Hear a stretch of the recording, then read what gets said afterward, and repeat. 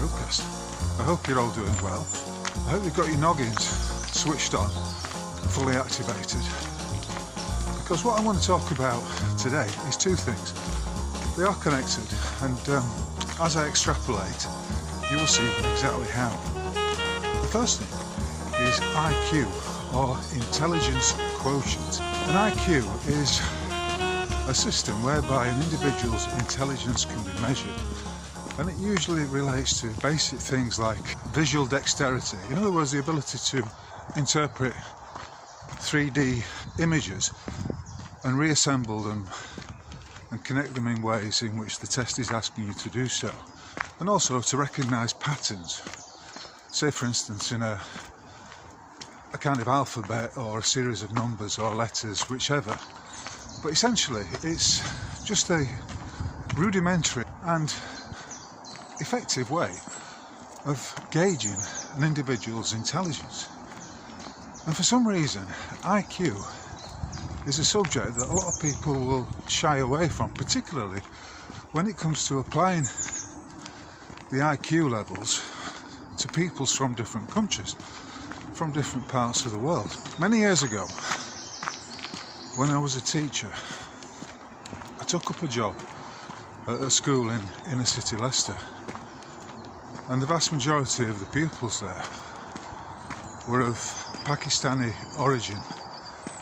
Many of it, in fact the majority, were Muslim, and there was a teacher there called Graham, who I have to say I did like. He was an ex-PE teacher, and he was a bit of a character, you know, with his handlebar moustache and his rather forthright take on things.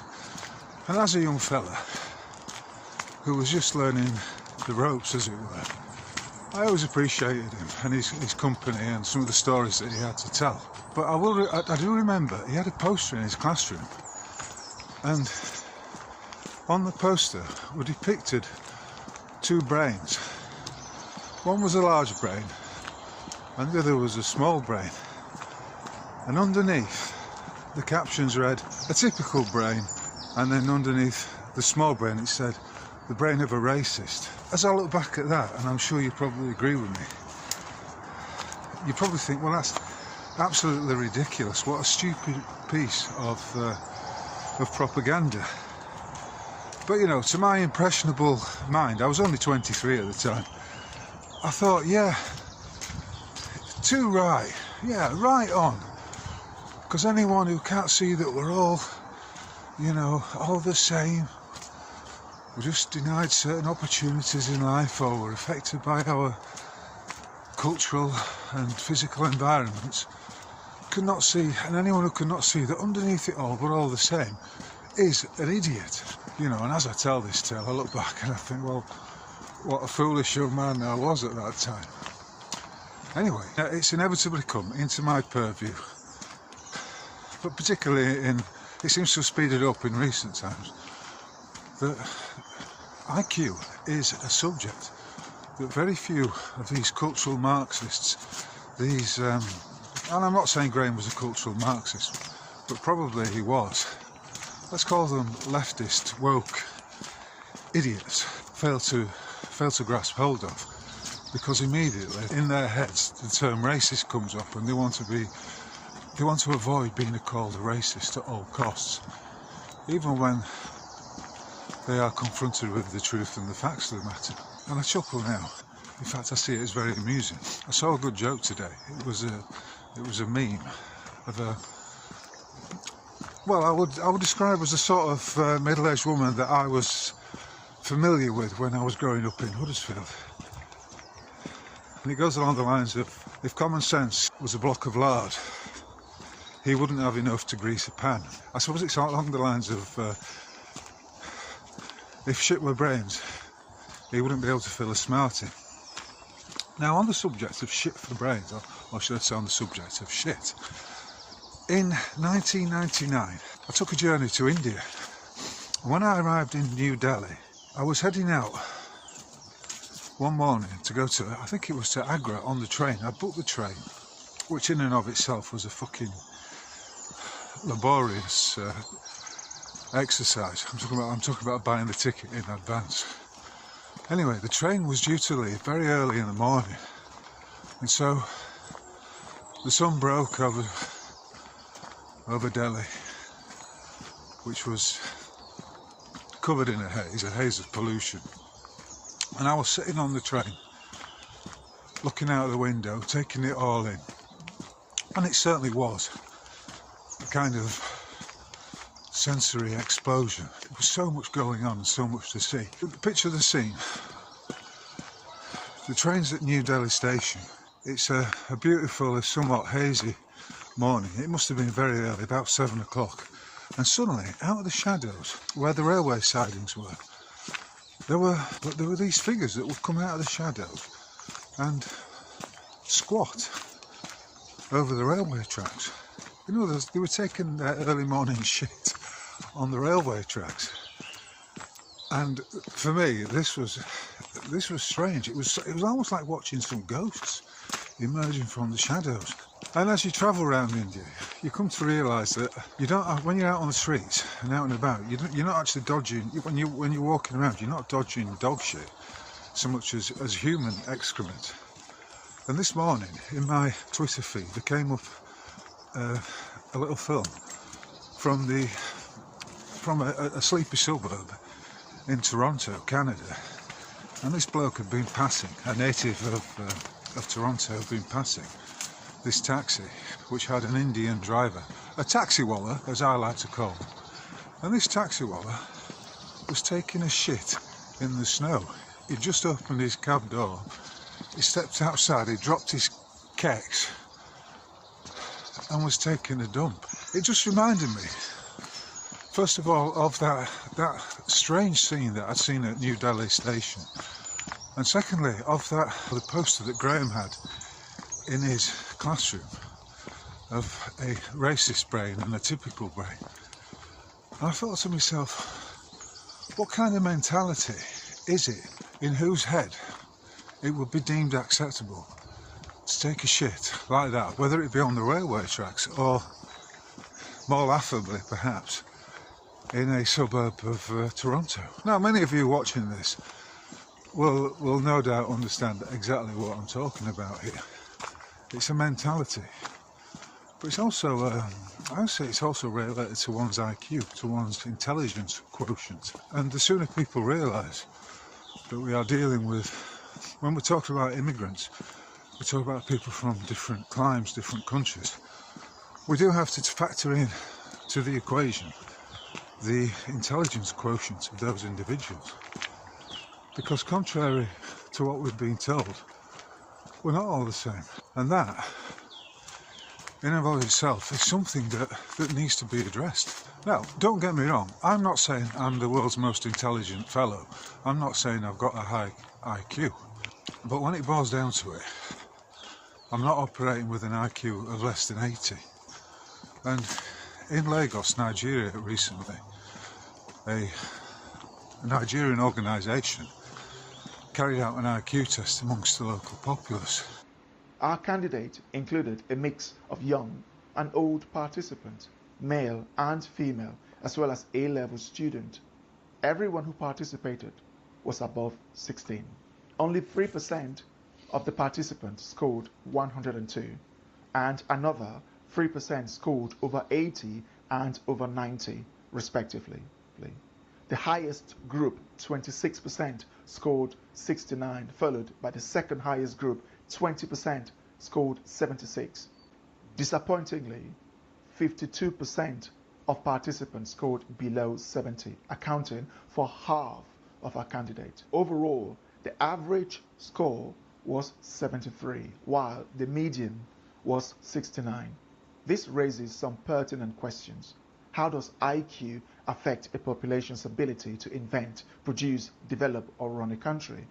Is the IQ test really useful? And it worked out that the majority of those taking the IQ test, and an IQ test, as I say, is just about recognising patterns, rearranging shapes, fitting them together, etc., etc. It's not, as some people would have you believe, culturally loaded in favour of white people. Far from it. It's just a simple test of one's ability to solve problems. You know, if we're talking about sub-Saharan Africa, we're talking about, and it's well established, IQ levels that are very, very low, less than 80. You don't have to look too deeply. If you look into it, you will see that a chimpanzee, a monkey, can have an IQ of around 74 in its ability to solve problems. And so it stands to reason that your typical African is not going to be able to solve problems in the same way as a European or a Caucasian, whichever term you wish to put on it. And the next thing that came into my purview, which illustrates this, was a scene of, I think it was some symphony orchestra playing at maybe the Albert Hall or some other concert hall, and all of a sudden, near the climax of the symphony, this minstrel, this black fella in a white suit, leaps down some stairs and starts pouncing about in this ridiculous dance that's supposed to fit in with the music, and he's just completely, it just jars. When you see it, you think this is absolutely insane. Who let this fellow out of his cage? What does he actually think he's doing? And of course, you and I may be able to ask that question. I couldn't see anyone with two brain cells to rub together actually engaging in that kind of behaviour. I mean, you talk about making a complete fool of yourself. It's almost like some of these actors who, with the BBC, take on these roles, right? So, in a Jane Austen novel, say Emma gets played by a black woman, or you have this fake notion that the former kings and queens of England were black, and so we have costume dramas into which are written these characters, these black characters who were purportedly around during the historical period that's being depicted. And upon close examination, it's absolute fucking nonsense. It's all nonsense, but it's all done in the name of political correctness. And for me to state that IQ is a subject that nobody wishes to look into, that nobody wishes to examine, because they don't want to be deemed racist, is ludicrous. And it's got to stop, and it will stop. It's inevitable that it will stop. Because we get to that point where people's tolerance and acceptance of all these foreign immigrants, these aliens, is going to reach such a level of intolerance, there will be one almighty pushback. And we'll see deportations. It's not a question of if, it's a question of when. You know, and on the top of that, I was thinking back to the 1970s, and how I used to watch, on a Saturday night, you would see these like family entertainment programmes. And I wasn't a big fan of it at the time, but it used to, I can't remember which one it was, but they used to feature the black and white minstrel show. And so when I saw that bloke in his white suit dancing in front of the orchestra, pouncing about with his stupid dance, I was reminded of that. The kind of minstrel, the strolling minstrel, who's regarded as a bit of a fool, but he's entertaining enough in some ways. It's just entertaining in the same way that, you know, an organ grinder would have a monkey that might jig around a bit to the tunes of the organ and carry a tin cup to collect a few coins in, so the audience could show their appreciation. But we're at that point now where people will say, if you let the third world into your country, then don't be surprised if your country becomes likened to a third world country. And, you know, ultimately we are different. If only in terms, not only, but in terms of especially and identifiably in terms of the IQ levels. And you could say, well, what is behind all of this? Why has it got to this level? Why have we got to this point whereby the education system is brainwashing into believing these foolish notions that if you bring up the subject of IQ, for instance, you are an inherent racist? And what does that even fucking mean? Because ultimately all we're talking about here is the ability to discern, to be able to operate at such a level of self-consciousness, of actual intelligence. You can perceive these issues and you can act in accordance with who you are, with your levels of consciousness, with your intelligence, your IQ, if you like. And so when we look into it, into who is behind this mass immigration, we're inevitably led back to the Kalergi plan and the machinations of those who call themselves Zionists, and how, as I've said before, how we're at that point now where it's becoming so blatantly obvious that if you're not expressing some kind of anti-Zionist and anti-Zionist stance, and you're not paying attention to the historical lessons, then it could be you're either mentally deficient, retarded perhaps, or you're being brainwashed. But how long can that brainwashing, the mass brainwashing, how long can it hold its victims in sway? I would say that it's got a limited hold, and that eventually things become so blatant and so obvious. As I say, you will see this pushback, this inevitable pushback. Because when it boils down to it, we are once again talking about critical thinking, about the ability to discern, about having an IQ that enables you to see what is going on around you, and also to be able to discern what is going on in your own thinking process, your own thought processes. And so the second part of this roadcast concerns a legal matter that has only recently come to light. When I say recently, I'm talking about in the last 4 months, and for me in particular, it's only come about over the last few weeks. It's a High Court ruling. It's from the Court of Appeal, and its implications run far and wide throughout the legal services, the legal professions, as well as through the various agencies of government. In this case, the councils, who have been illegally conducting litigation against various individuals, often over non-payment of council tax. Now, I'm not going to go into the issue of why someone would choose not to pay their council tax, because it's quite straightforward. Once you know that council tax is a fraud, and that your monies are actually going directly into a pension pot that covers the losses of these bankrupt councils, and that all the monies that are collected are going into the funding of these illegal wars, you know, like the latest one in Iran, but there are countless other examples from Afghanistan through to Iraq twice, and all of them really. Then under international law, you've got the right to withhold your payment. In fact, you shouldn't be paying a criminal government. Hiya. You shouldn't be funding the warmongering. And on that basis, you have the right to withhold any and all payments. In fact, morally, that's exactly what you should be doing. Anyway, this case came up last year, and I will put the details in the accompanying essay. But it's known as the Mazur case, M-A-Z-U-R.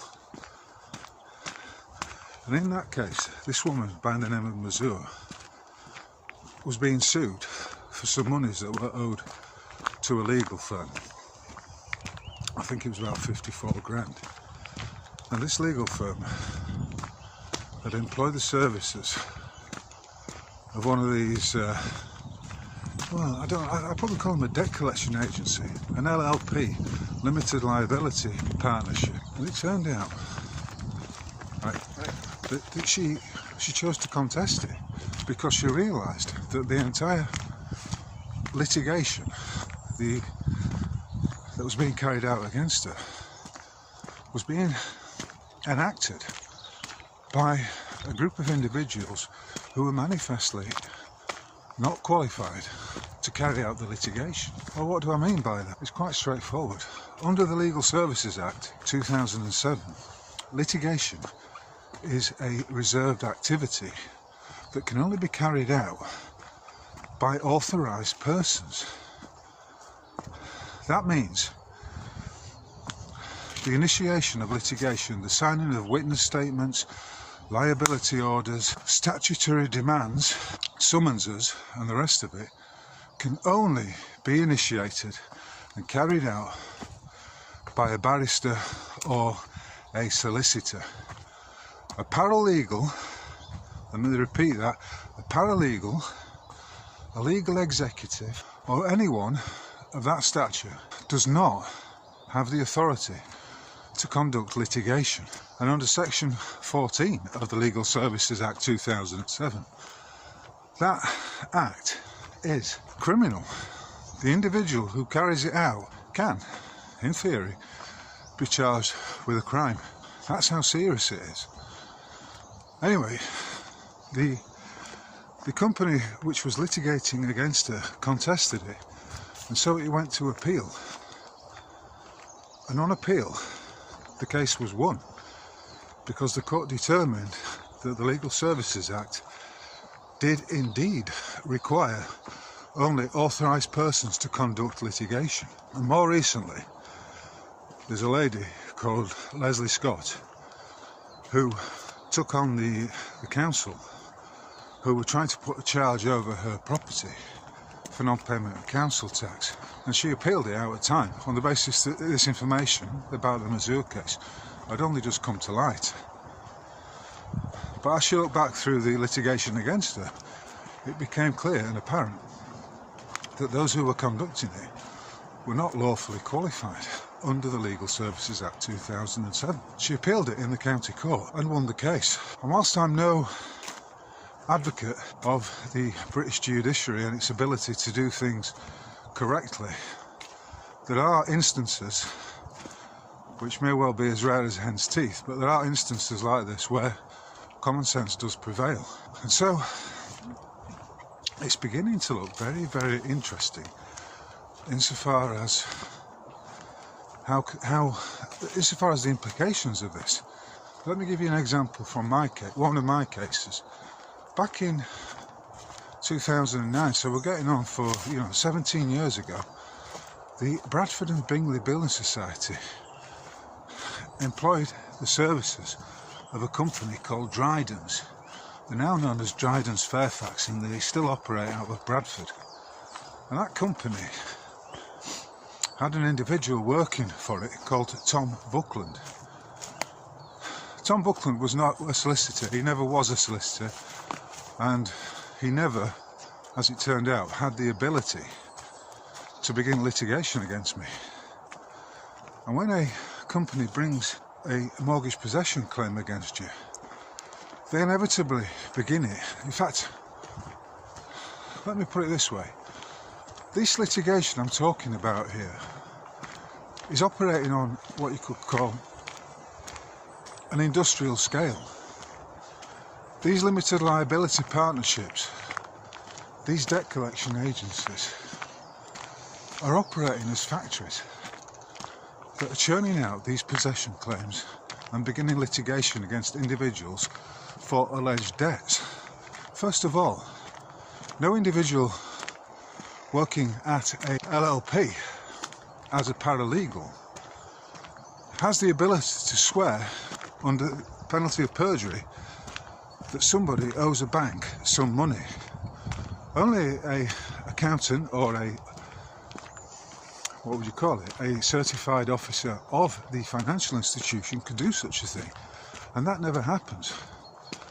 So Tom Buckland, paralegal at Dryden, signed a witness statement stating under penalty of perjury that I owed monies to the Bradford and Bingley, that there was a lawful mortgage in place, and that I was in default of a contractual agreement, a contract which, as I argued from the very onset, did not exist.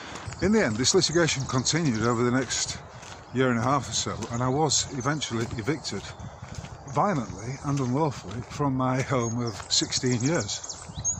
Now, it's only just come to my attention that this Mazur case highlights exactly how and why my eviction was completely unlawful, on the basis that the litigation was conducted by a paralegal working for a debt collection agency known as Dryden's, who still operate, remember, out of Bradford. Do I have a claim, even at this late juncture? Well, there is no limitation, no legal limitation, if the knowledge has only just come to your attention. Would I have been reasonably expected to know this at the time, in 2009? Not necessarily, because of course I wasn't, and never have been, a legal professional. I'm not a qualified solicitor or a barrister. Could I go back and file a claim against against Dryden-Fairfax? Quite possibly, because remember, if the knowledge has only just come to into my noggin, then the clock only just starts ticking. And the evidence that I would say is, if I had known it at the time, I would have begun litigation against them. I would have used that in my defence against what was plainly and manifestly their illegal litigation. So it might be worth a punt. It might well be worth me while sending a letter before claim to Dryden's. Now, in the case of many people, that limitation doesn't apply. So for instance, in the case of my friend Steve, who got railroaded in the county court at Birmingham a few weeks ago, you will remember I did a little rogue cast about it. It's only just come into his attention that the council's litigation against him has been conducted from the very outset by individuals who are not authorised persons under the Legal Services Act. And that, of course, is a key piece of information that has gone into his appeal against that order of DJ Shorthose, or as we prefer to call him, Short Ass. And this is on top of all the various illegalities of the paperwork they were using. The council issued its own summons when a summons has to come from a court. The council created its own liability order when a liability order has to come from a court, and under the 1992 regulations, a liability order is not evidence of a debt. It's not an adjudged debt. It's not evidence of any sum being owed. And you could say, well, if that is outrageous, and if anything, what the Legal Services Act is seeking to prevent is that kind of irregularity, if I may call it that. Some may choose to call it criminality, because the council and those individuals working for the council are actively forging documents. Let me repeat that. They are creating forgeries, which they are relying upon in order to try and bankrupt an individual. Many individuals, because the scam is that they claim that debts are owed over £5,000. That gives them the opportunity to bankrupt someone, and then it goes to the point where they are seeking to steal that person's house off them in order to pay a liability, a debt that has not been adjudged by a court of record.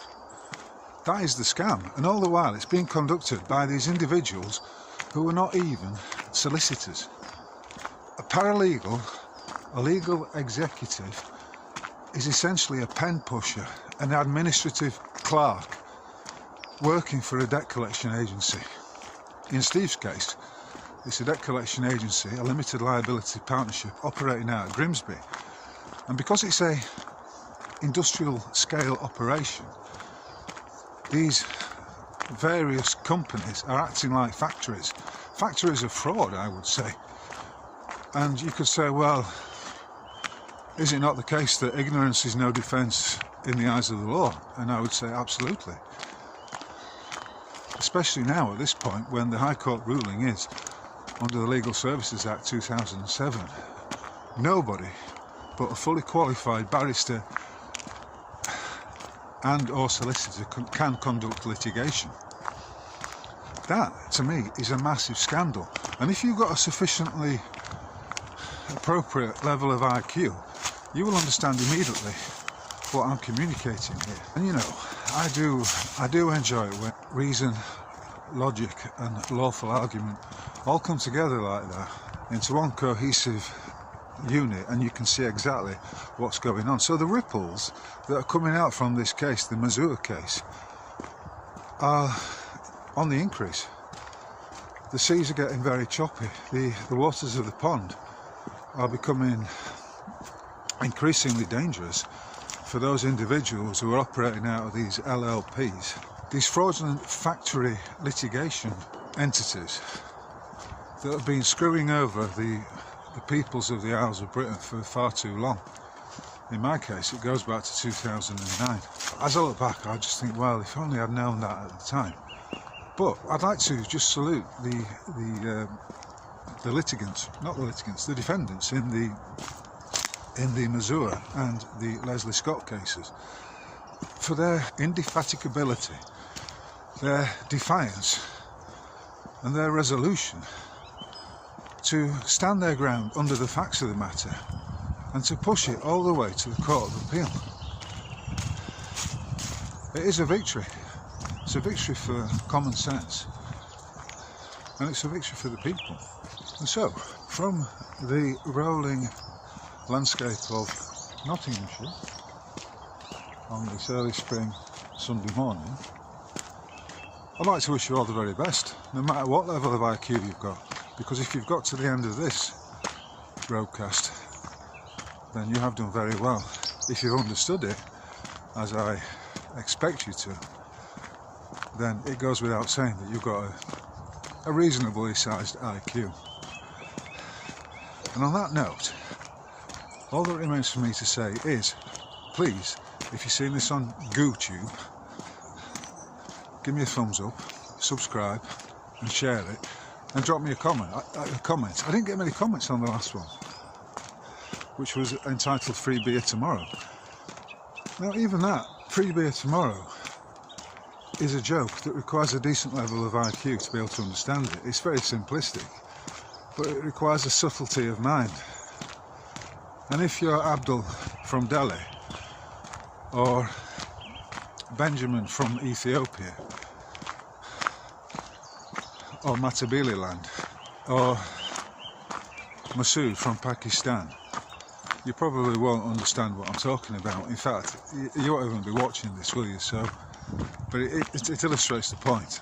So yeah, if you've seen it on GooTube, please like and subscribe. Drop me a comment if you wish. I can also be found at Substack, MOD800, at the Rogue Mail site, roguemail.org, on Facebook at Michael O'Dara, same being the case with X. If you've seen this on X, by the way, we've somehow managed to get around the algorithms. And, oh yeah, I've also got a Telegram channel. All the links are below. If you appreciate this discourse and the accompanying essay, and you wish to show that appreciation, then tip me a few quid via the Buy Me a Coffee button. And so, until the next time, my friends, catch you on the flip side. Cheers.